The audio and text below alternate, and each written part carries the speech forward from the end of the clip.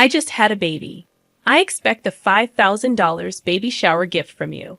This outrageous message came from Jessica, the detestable being who stole Michael from me.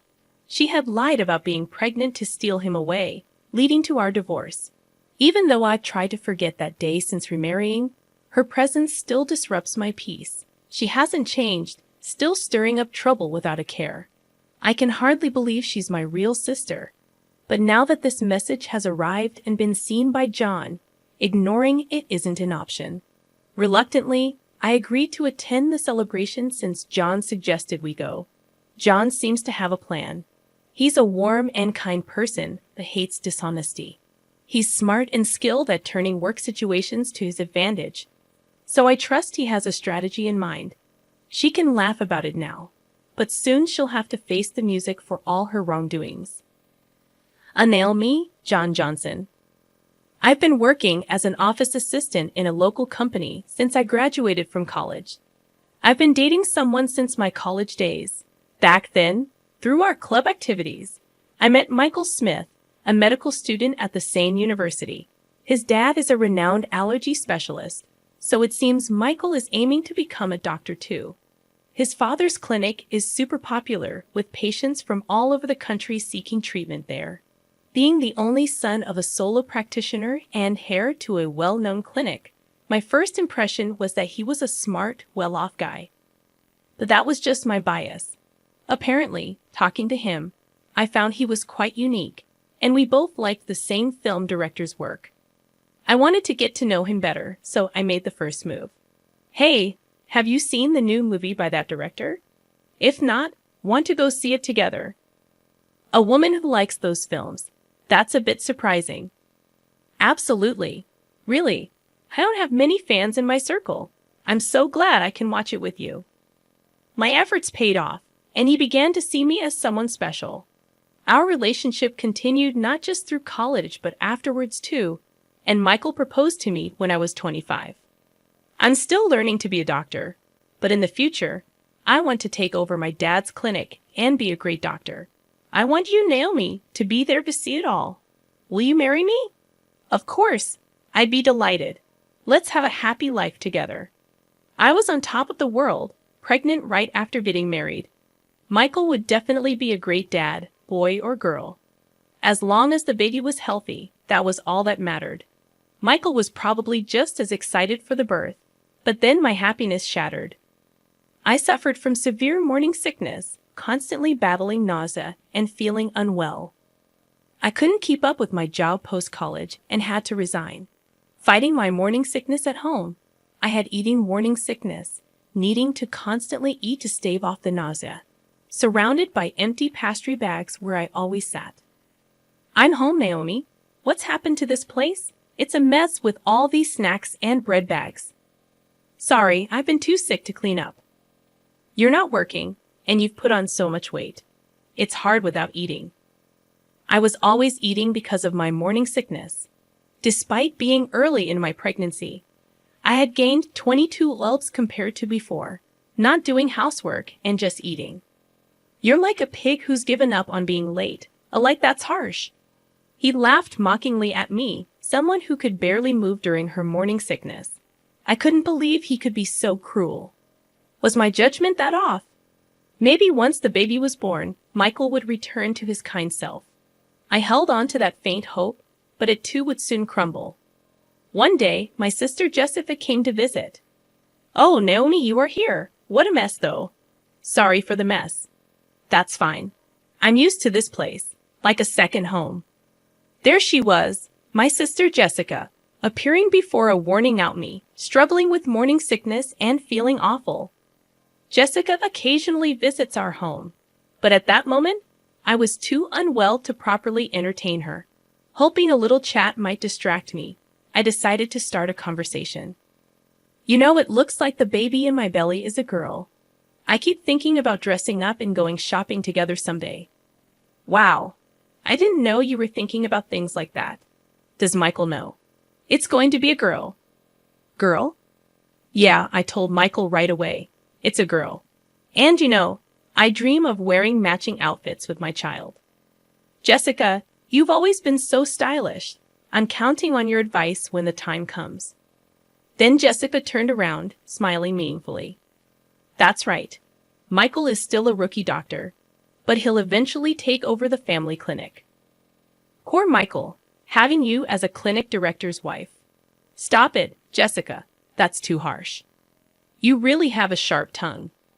Jessica is quite sarcastic and sometimes says things that hit hard. As her younger sister, I've gotten used to it over the years. Still, it can be quite tough when I'm feeling unwell. But Jessica quickly returned to her usual smile and waved her hand. "Sorry, I just slipped into my usual mode. So, Naomi, anything bothering you lately?" "Bothering me? Well, Michael's been coming home late lately. He's a doctor, so it's unavoidable. But he seems to be at the hospital all the time, even on weekends. We hardly have time to talk these days." "I see. Well, it's no surprise, considering someone like you claims to be a doctor's wife." I felt a chill at Jessica's icy smile.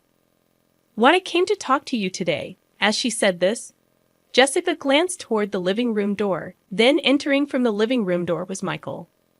"Michael, did you get off work early from the hospital today? I need to talk to you. Let's get a divorce." "What kind of joke is this? What do you mean?" As soon as I got back, I couldn't understand what Michael was saying at all. I knew he wasn't the type to make such a terrible joke at a time like this, especially since we had been together since college, and I was carrying his child. "See, your beloved husband is saying this. You should listen to his request and let go quickly." "What, Jessica?" Michael looked at me awkwardly. "I can't see you as a woman anymore after you kept eating and gaining weight. But this is morning sickness. I feel sick if I don't eat." Jessica looked triumphantly at me. "That's the way it is. And the baby in your belly being a girl. She won't be the heir to the Smith Clinic. But in my belly, I carry Michael's child, a suitable heir." "Jessica," I felt a sinking feeling as I watched Jessica lovingly stroke her belly. "I'm 3 months pregnant and it's a boy, according to the tests." "You can't be serious, Michael. What are you doing while I'm going through all this pain? That's why all your excuses, quitting your job and just eating all the time, are unacceptable. I'm tired of watching you lying around, constantly eating snacks.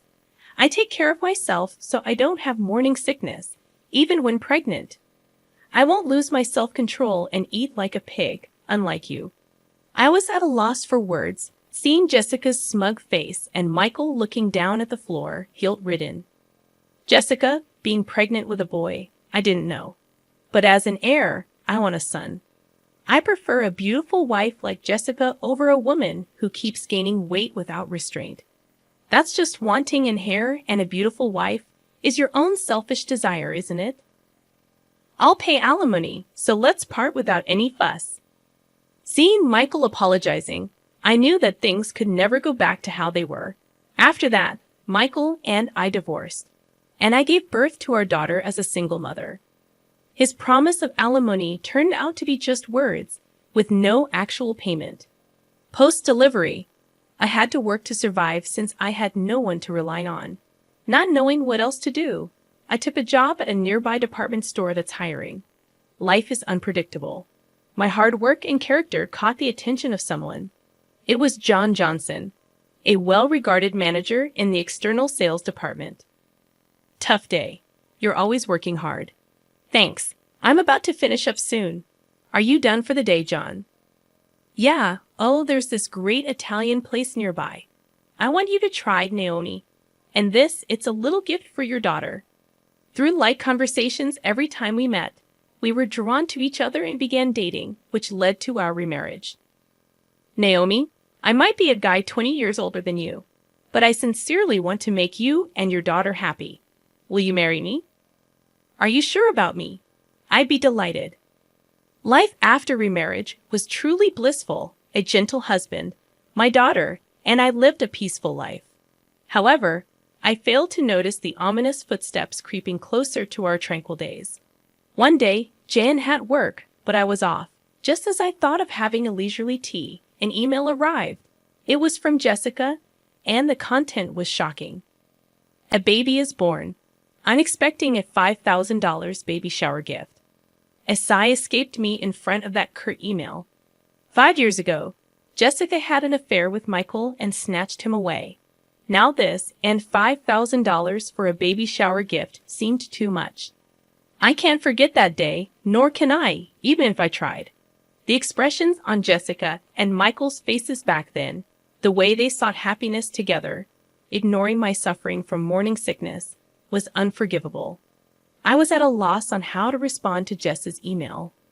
Then, John returned from work, noticing something was off, and asked with concern, "What's wrong, Naomi? You look pale." "Oh, John, it's a message from my sister. She had a baby." "The sister who married your ex-husband, Michael?" "Yeah.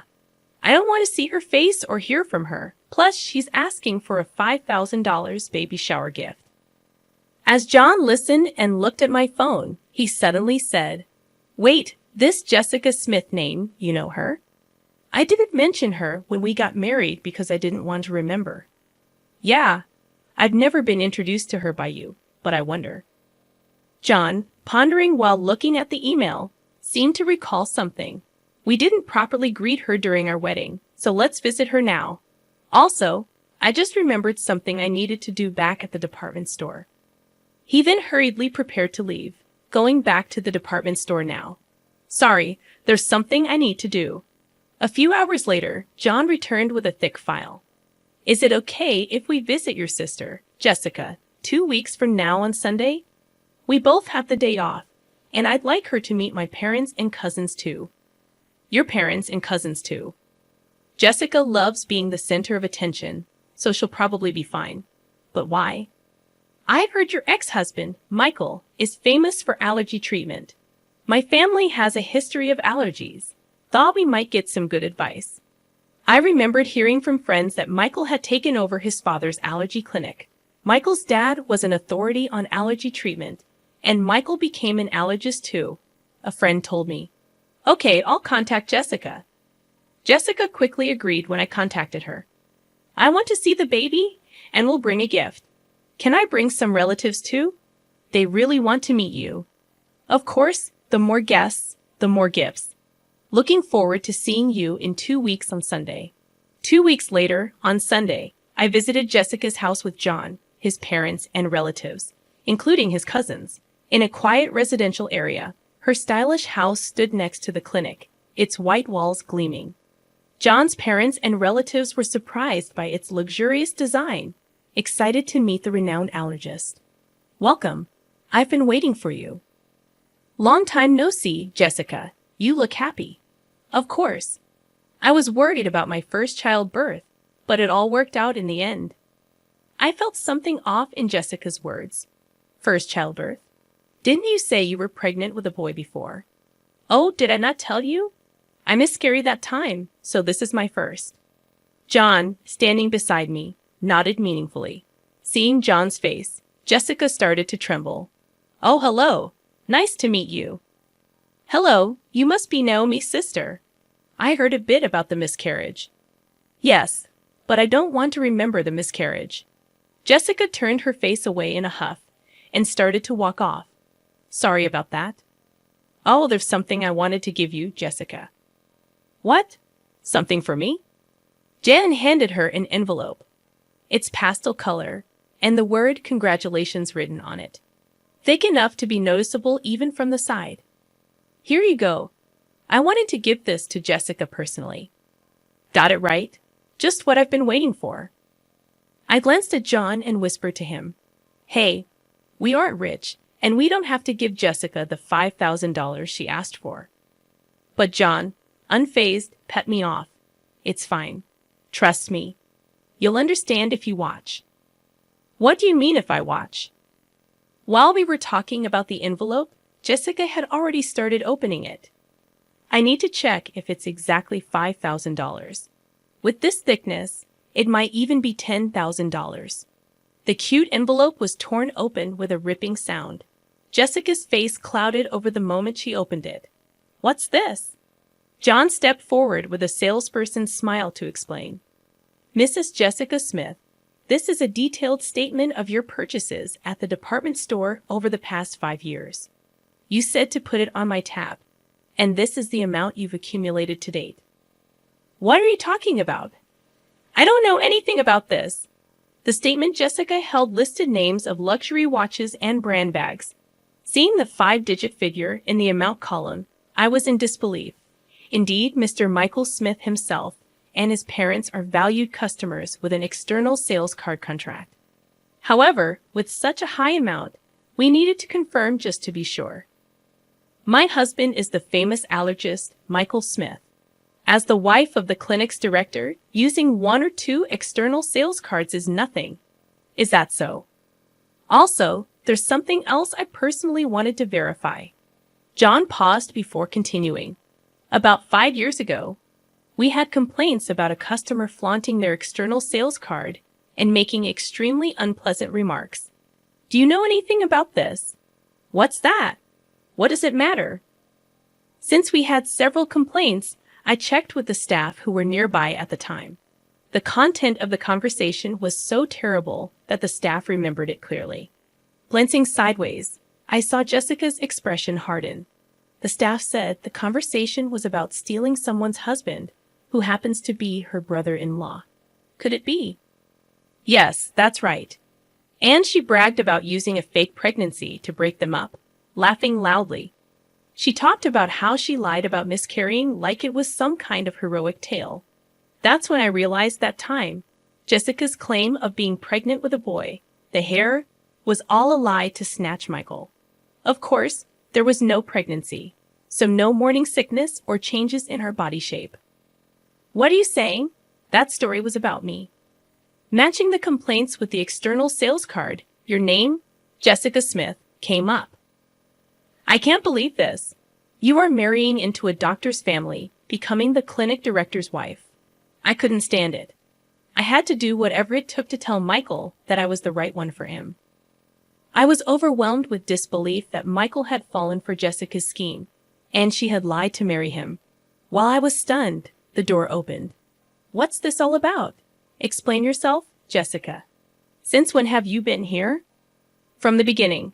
I came back to get something I forgot and found the external sales card statement. And now I hear the pregnancy 5 years ago was all a lie. You trapped me.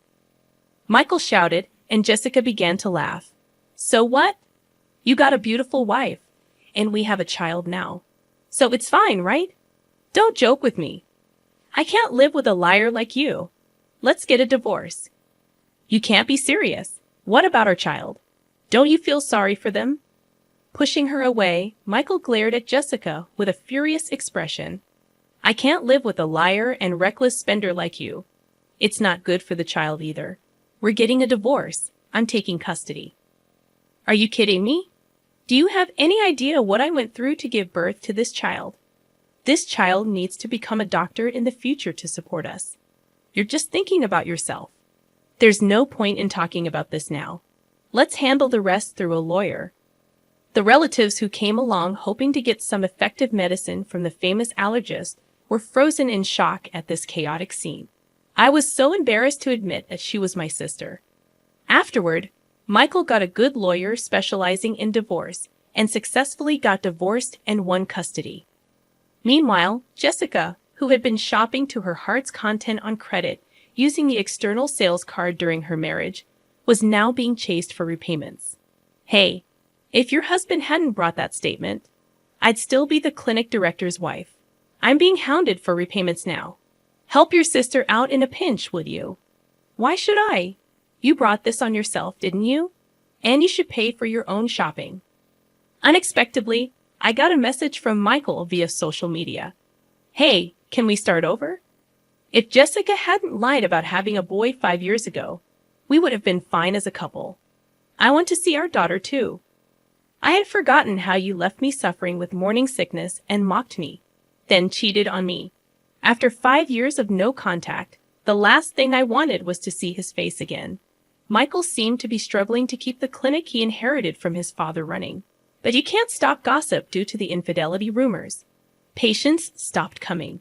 The Smith Clinic, which Michael inherited, had a 1-star rating and unbelievable bad reviews on a hospital review site.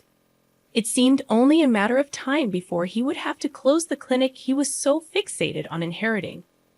Ironically, he was so obsessed with having a male heir. My husband, daughter, and I continue to live happily as a family. Naomi, are you ready? Shall we head out soon? Yes, I was just remembering how delicious the spaghetti you brought me from that restaurant was back when I was a single mother. Jen used to order from a restaurant for takeout as a way to approach me. Back then, my daughter was small, and since we weren't dating, we never ate at the restaurant, just as colleagues. You had just gotten divorced and were having a hard time, right? I thought even a little bit of delicious food could bring you happiness. It was your kindness that drew me to you, the dish that brought us together back then. It was just my daughter and me eating takeout, but now it's different. I'm happy that we can eat together as a family. Who would have thought that a day like this, going out with you and our daughter, would come?